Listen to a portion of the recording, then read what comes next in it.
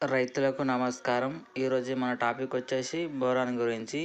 పత్తిలో అనేది బోరాన్ ఎప్పుడు స్ప్రే చేసుకునాలి, ఎన్నిసార్లు స్ప్రే చేసుకునాలి, ఏ ఏ దశలో చేసుకునాలి అనే దాని మీద టాపిక్ మీద చేద్దాం. ఇది బోరాన్ అనేది ఆల్ క్రాప్స్ కెన్ వెజిటేబుల్స్కు అవైలబుల్ ఉంటుంది. ఇది దశ వచ్చేసి ఫస్ట్ మొదటిగా స్ప్రే చేసుకున్నాం అనుకో, చేసుకున్న తర్వాతకెళ్ళి మనకు ఇది ఆకులన్నిటి లేతగా మరియు రోగాలను అనేటి రానియకుండా మన బోరాన్ అనేది అందియడం అనేది జరుగుతుంది.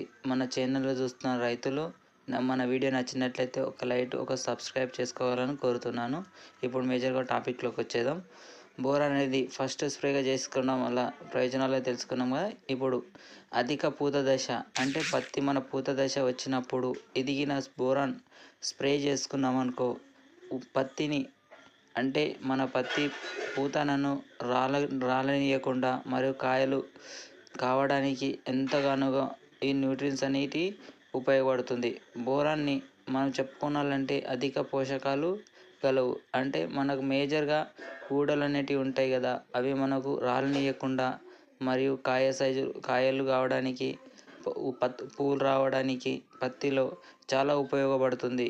ప్రతి రైతు కూడా ఇది స్ప్రే చేసుకునాలి తప్పనిసరిగా. మనకు దిగుబడి వచ్చే అవకాశం ఉంటుంది కాబట్టి బోరాన్ అనేది మనం 2 దప్పాలుగా స్ప్రే చేసుకోవాల్సింది కంపల్సరీగా. ఒక స్ప్రేలో ఫస్ట్ స్ప్రే ఒకసారి, సెకండ్ స్ప్రే ఒకసారి చేసుకున్నాం అనుకో, మనకు ఊడ రాలడం అనేది జరగదు. ఎందుకంటే మనకు అధిక వర్షాలు వచ్చినా, బోరాన్ న్యూట్రిషన్ లోపం వచ్చినా ఊడ రాలిపోవడం అనేది జరుగుతుంది. రాలిపోయిన తర్వాతకెళ్ళి ఏ రైతు దాన్ని అతికించలేము కదా.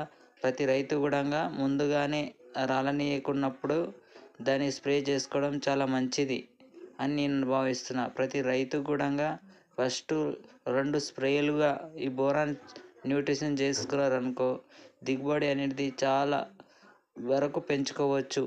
అదే మనం అధిక ఊడలు రాలిపోయిన తర్వాత మనం ఏం కూడా చేయలేము. ప్రతి ఒక్కరికి కూడా నేను చెప్పదలసింది ఏంటంటే, మన రైతులకు 2 సార్లు స్ప్రే బోరాన్ చేయించుకోవడం చాలా మంచిది. దాంతోపాటుగా మనం ఇంకా 13-0-45 కూడా వేసుకోవచ్చు. ఫంగిసైడ్స్ సాఫోడ్ కూడా వేసుకోవచ్చు. కానీ అడిషనల్గా బోరాన్ మాత్రం కంపల్సరీగా ఉండాల్సిందే ఒక్క స్ప్రేలో, పూత దశలో మాత్రం.